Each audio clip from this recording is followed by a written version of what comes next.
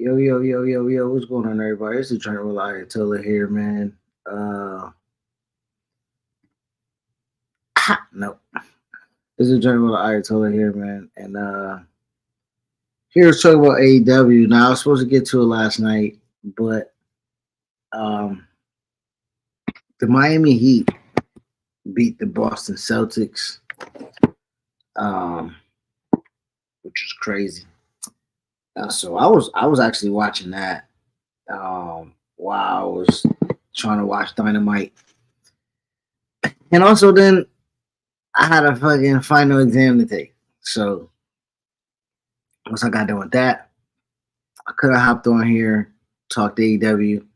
I played a game of Madden.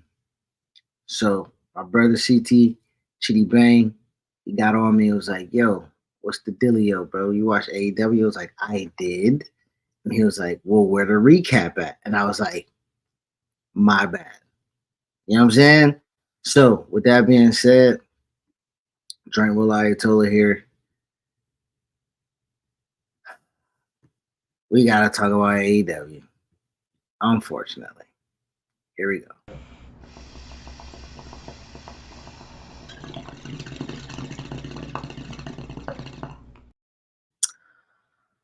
Ah, am I yo, anybody hear me? Was I heard that first 2 minutes? No? Oh, my bad.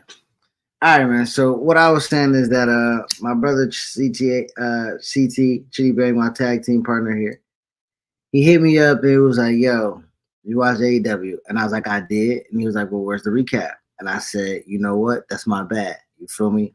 That's my bad. He was like, yo, like, you know what I'm saying? Like the people want to hear. You know what I'm saying? So, listen, I would say that I am not enthusiastic about talking about AEW. I had to give myself this little bit of grace period because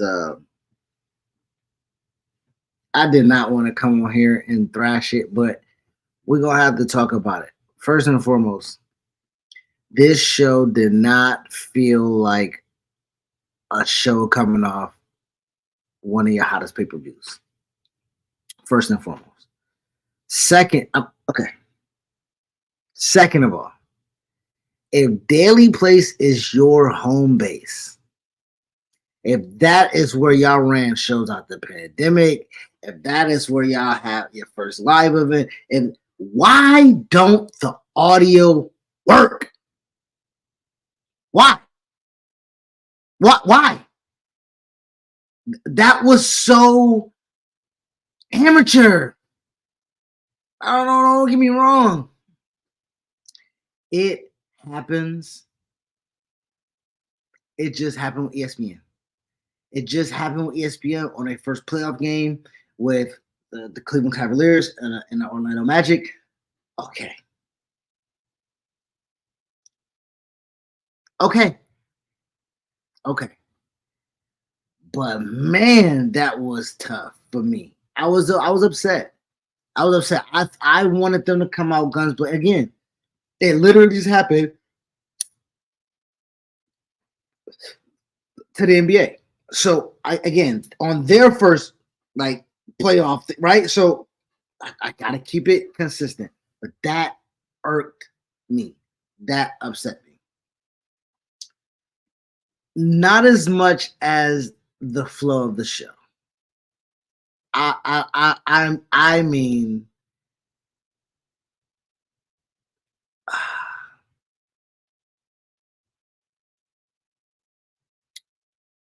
Swerve and Kyle Fletcher.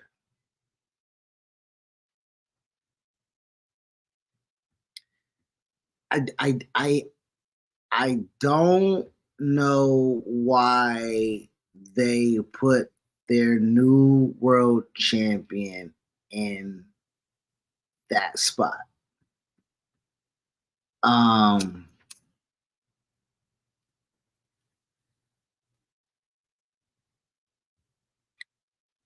I was very, very, very upset. I was very upset that that was the first match of the night. I was very upset that it seemed like they didn't have no direction for Swerve, especially coming off of the uh, coming off the highlight win. Jericho saying that we're going to push you to the moon, we're going to send you everywhere. And you don't need to wrestle. He don't. He could have came out, cut the promo. He could have did what he did not have to be announced for Kyle Fletcher literally minutes after him winning the championship. And he did not have to go in a 50-50 match with him either. I didn't understand it. I don't like it. I don't get it.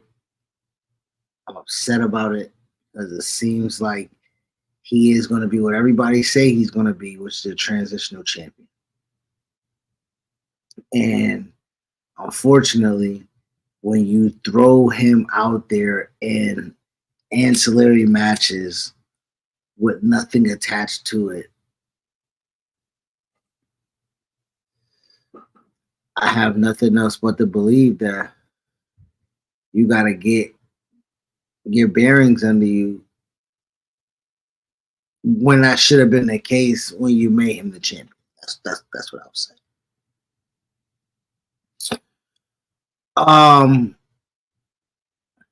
Again, I just didn't like the pacing of the show. The match with Fletcher and Swerve was okay. Swerve is a natural baby face. I'm sorry, a natural heel, but the crowd turned him to a baby face. So we're gonna have to figure out that adjustment on the fly, right? Because I think he really came into his own, and that character really was made whole when he was a heel. So we'll see how the adjustments to be made on the fly. You know what I mean? I don't know who's gonna make the adjustments. Let's just get right into it. Tony Khan got put on his skull by the Young Bucks after getting jabbed in the ribs by Jack Perry. Shout out to the homie Emilio Sparks, shout out to Russell Rap. I got mad love for y'all, man. Like, extreme respect and love for Emilio Sparks, Mighty Vin, you know what I'm saying? The OG crew, you feel me? Like, you know what I mean? Like, I go back. I listened to the very first episode. I had the screenshot when it came out. I am very, very much not. I'm gonna do Emilio Sparks what I said I was gonna say. I'm gonna watch the movie, right? I'm gonna watch the movie because he came. I came to him because he didn't tweet me, right? Big time. I tweeted him, like. He's like this. He feels like this is good. He thinks it's good business. You were retweeting. And I said, I just don't feel like Tony's likable enough for us to garner any sympathy for this to move the needle for me. And he responded and said, "What authority figure is like touche, absolutely touche." And I seen him, tweet at Johnny Five from the A Show. You know what I'm saying? And in that interaction, he has said, Austin McMahon, outsiders Eric Bischoff, now the Bucks and Tony Khan. It seems to always, move the needle in some capacity. I gotta see. I will say I will. Again, watch the movie, see how it is. Jack Perry being a part of the Elite. I'm glad it's the Elite and not the Bullet Club because, Prince Devitt will be rolling in his grave right now. You know what I mean? With the just, like, come on, man. We did Dave Finley already, man. Like, we got to do Jack Perry too. Ah, damn. You know what I mean? So, and speaking of the Elite, Kenny's supposed to be back next week, man. So hopefully we get some progression along that storyline. Make me matter about it. No, make it matter to me. I should say a little bit better. Because at the moment it just does not right now. You know what I'm saying? Um, I guess I can just shout out to Anna J. She's always been a pretty decent, impressive performer that continues to get better. So I'll just throw it at that. She continues to make strides. Um, I was upset about the Willow Nightingale's um, portion of the show, even though I absolutely believe she deserved it. I absolutely believe that that was her moment. This is what made me turn the TV off. During her segment and the audio issues weren't fixed by then, I was upset. I was upset. I especially, Stokely has a mic. I like to hear what Stokely has to say. I know you about to introduce Mercedes. Mercedes already isn't. How we about to say this on the mic? You feel me? Like she not. That's not what I mean. That's not my. That's not what I pay. That's not what I paid the price of admission for. You see what I'm saying? Uh that irked me, man. It did. It did. I wasn't really. I was in and out anyway. Like I had double screen on, TV on, garage. Laptop on. It just. I was upset. I was like, fuck it. You know what I mean? So, but I'm also tired of how that is moving the needle for storyline. You know what I'm saying? Mercedes and Willow, I believe, can offer so much more in depth storytelling with this match that will make me really, really yearn for it. You know what I'm saying? So I'll give it time and see how it progresses with that as well. Because I love Willow, I love Mercedes. I also Stokely's my guy. You know what I'm saying? Yo, Stokely, you still owe me gas money, my nigga. No lie, bro. Uh, you got it now. You feel me? You was working for MLW, so I know who we was working with court and everything like that. But you saw my car. You know what type of car we was driving. First and foremost, for everybody trying to make some jokes shit like that, had the 99 S420 Benzo. You feel me? Now I needed some work to be done, but I need that back. That's my classic, right? And they don't make it no more. It's a S420 Benzo. You feel me? And I've had greats in that Benzo. You feel me? I had Stokely in that Benzo. I had MVP up in that Benzo. Shout out to my Lucha Bros. I had Penta and Phoenix in that Benzo. Quick story. It's a little joint in the Benzo. It's a little contraption. I didn't know who I was picking up. I didn't know who I was disrespecting, you feel me? But I was smoking my shit. But I clipped it. I put it in a joint. Homies came in the whip and had I was like, it smelled good. And that's my introduction to everybody. You feel me? So yeah, man. Picked up Stokely, man. We had a show in Orlando. That fool was in damn stay goddamn in West Palm Beach type shit, man. Yeah, drive out to go get that nigga. You feel me? So toss me some change or shout me out. I'll take a shout out on TV, even Twitter. Fuck it. You know what I'm saying? Shout out to that boy Stokely though, man. I really do. I appreciate that homie grind. You know what I mean? Like he thugged it. You know what I mean? I fuck with Stokely, and he putting on for short black kings. You dig? So I definitely fuck with Stokely. So that segment kind of made me mad because that is what I'm coming for. I want to see Willow celebration. I want to see maybe if Chris makes the turn. You know what I'm saying? I'm trying to see, still trying to see what the direction is. And that lost me a little bit. Following that situation, we had a match. It was just all over the place.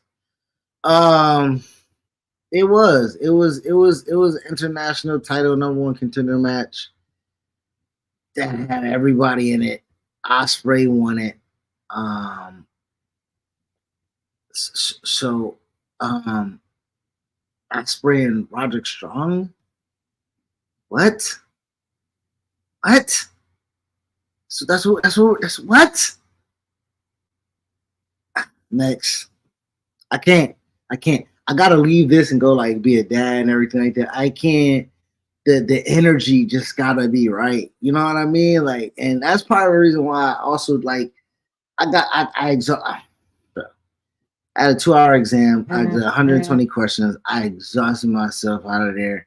I'm like, do I want to talk about AEW tonight, bro, at midnight? Fuck no. Let me just play my game, bro. I played a game of Madden, blew the fuck out the computer. I'm 10-2 in the season. I'm very happy about that. But it's just the energy, right? The energy. I just, well, really, Osprey and Roger Strong. Okay. Um. Anyway, Hobbs and Moxley. I really do appreciate Hobbs being in a big spot.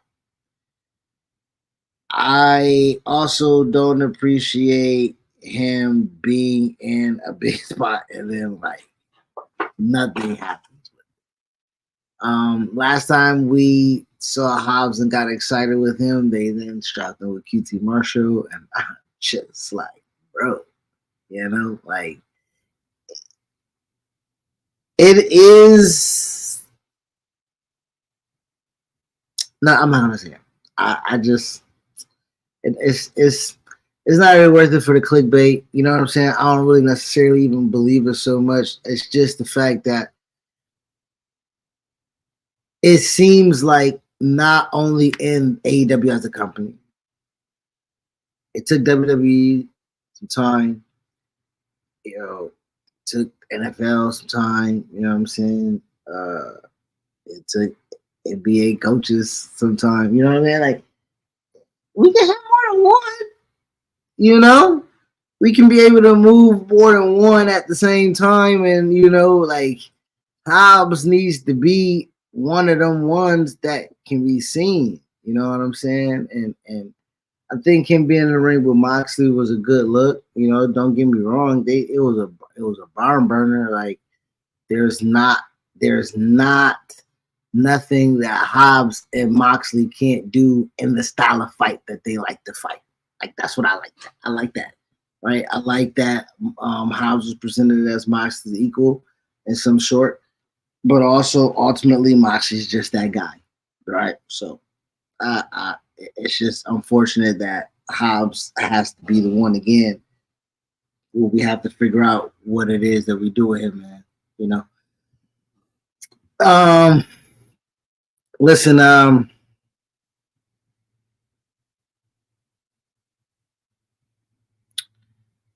Jericho. I don't know how I feel about that. I can't say anything less of it. I could have said less by not saying a fucking thing. So I apologize. I apologize. Um,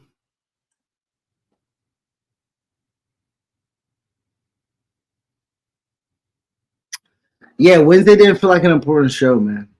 The night ended with the aforementioned Tony Khan business. Jack Perry came out. Tony Khan did the fake, everybody does the thing, you know what I'm saying? Hey, let's make up. I turn on you. Jack hit him with the joint. Bucks came out. Hey, what are you doing? What are you doing? Did what's the Meltzer Dry Tony, or whatever it's called, a move.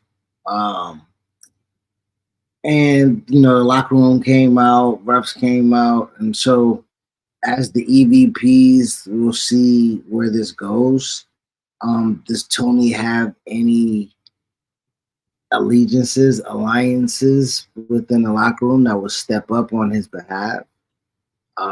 Maybe it's Hangman, maybe it's Swerve, maybe it's Kenny Omega, maybe it's Ibushi.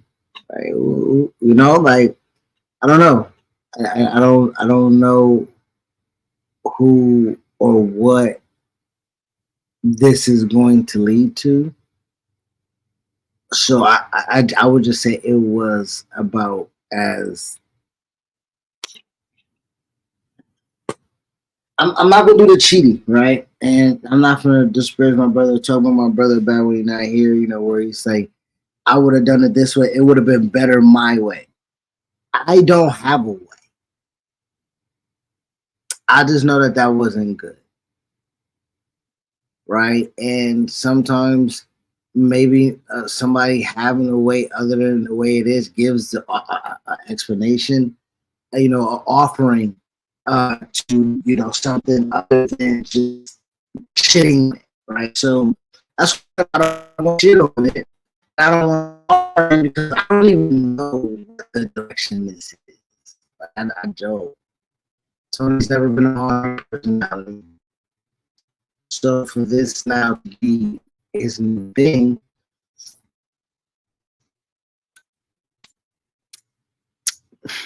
unless Tony turns heel and does the Eric Bischoff thing,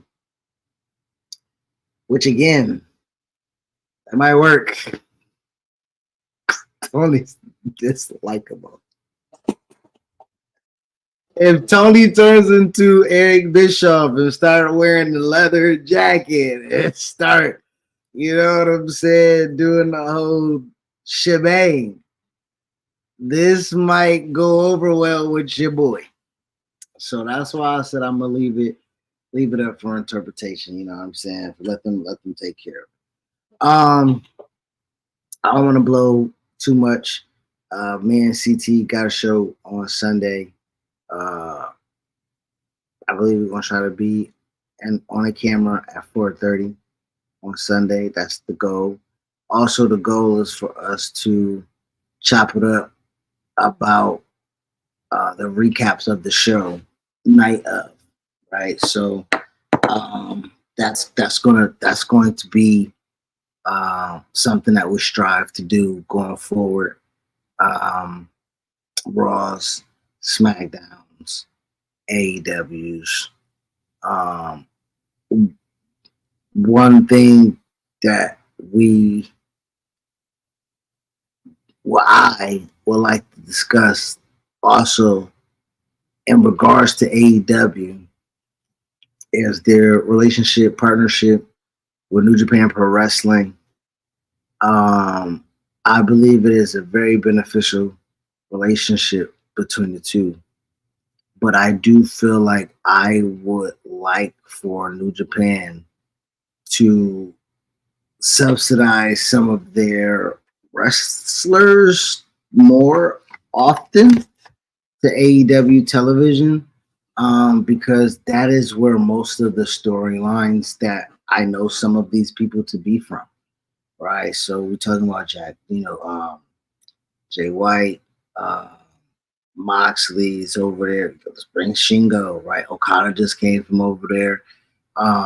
Mercedes and Willow were New Japan Strong Pro Wrestling Women's Champ, New Japan Strong Women's Champions. Like Willow even stated that she would love to wrestle more of those women from Mexico, from Japan, and bring them over to the TV side, on the American side. I'm sorry, on TV. I would like to see that. I would like for them to bring Shingo over. I know Swerve and Shingo will slap at Forbidden Door, but the way they present Swerve, I wouldn't give a fuck about that match by the time they got here. So, um,